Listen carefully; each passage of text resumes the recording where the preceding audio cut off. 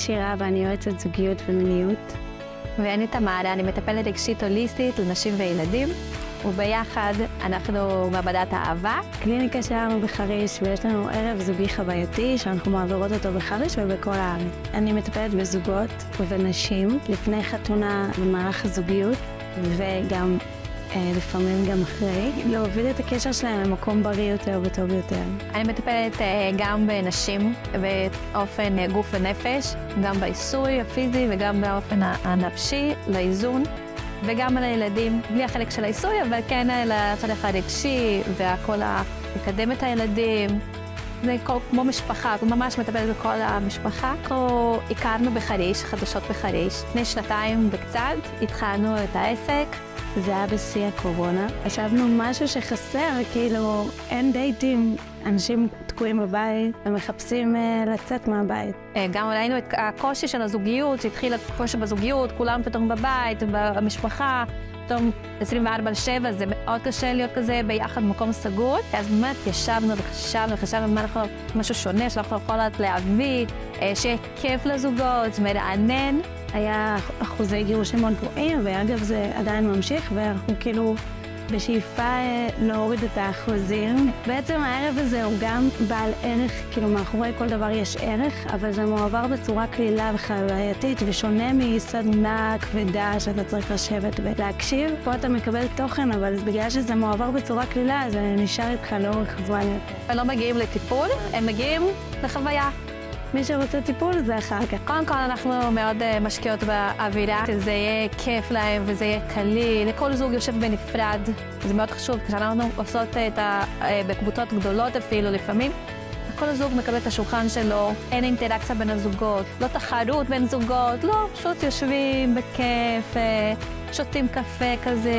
ואז תחילה הפעילות בעת, יש לה כל מיני משימות שאנחנו אומרות והם עושים, ואחרי כל משימה יש כאילו שאלון איך הם הרגישו במהלך משימות שהם עושים ביניהם. בעצם יש המון ערכים שיש בערב הזה, זה בניית אמון, תקשורת ועוד הרבה. כמובן שיש ארוחת ערב. בכלל גם חשוב לנו, הם יצאו ויזכרו מה הם אוהבים בבן הזוג שלהם או בבת זוג שלהם אחרי כל השנים, וגם יכירו לתודה. יש כזה קטע שהם כותבים מכתב אחד לשני, זה רומנטי בהחלט. הזוגות לפעמים מבינים, וואלה, אולי באמת אנחנו יכולים לשפר את הזוגיות שלנו, כי זוגיות כל הזמן, זה עבודה, אנחנו כל הזמן צריכים לעבוד ולשפר. ככה הגענו אחד לשנייה, שראינו פוסט שאמרנו, וואלה, כאילו אנחנו מדברות את השפה, פונות לעולם אחר, אני רק לנשים וילדים, כאילו לזוגות ונשים. ואנחנו מדברות את השפה, כאילו צריך את השלמה. במקום שאני אלך ללמוד דיור זוגי, יש את שירה שמשלימה איתנו. עשינו גם בהתחלה טיפול משולב כזה, חלק אצלי וחלק אצלה, וזה היה מקסים. היה לנו מעל 300 זוגות, גוון המינים. היה צעירים שהתחתנו רק עכשיו, היה מאורסים, היה כאלה שנשואים 40-50 שנה. אין גיל, אבל כן משהו כן חשוב לנו, צריך לבוא לזה מתוך מקום של להבין שזה חוויה, ולא עכשיו טיפול. זוגות שבטוב הם יכולים מאוד ליהנות בזה. ממש, זוגיות צריכה לענון כל הזמן, צריכים להשקיע כל הזמן, צריך להשקיע אחד בשני, זה מה שצריך, ולא הרבה אנחנו לומדים את זה. זה מאוד חשוב שכל אחד יש את המקום שלו בבית, ושהאישה תדע שהיא גם יכולה להשקיע בה. אני מאוד עובדת בזה עם הנשים בקליניקה, שיש את המקום שהיא צריכה להשקיע בעצמה כדי להשקיע באחר.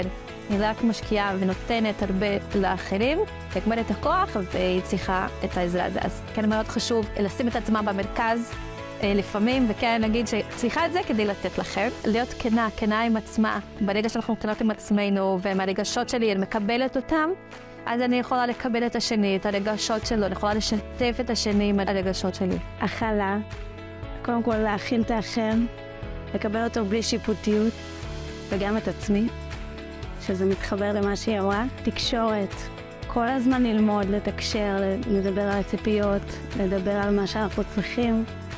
וגם להשקיע כמובן במיניות שלנו וזה, וכבוד, כבוד, כבוד, כבוד.